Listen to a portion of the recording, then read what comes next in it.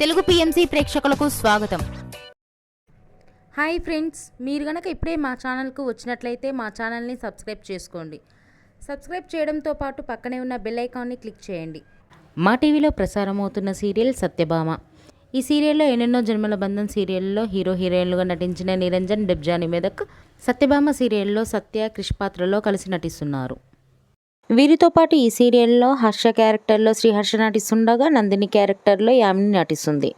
తాజాగా యామిని తన లేటెస్ట్ వీడియోని అభిమానులతో పంచుకుంది. ఆ వీడియోని మనం కూడా చూసిద్దాం.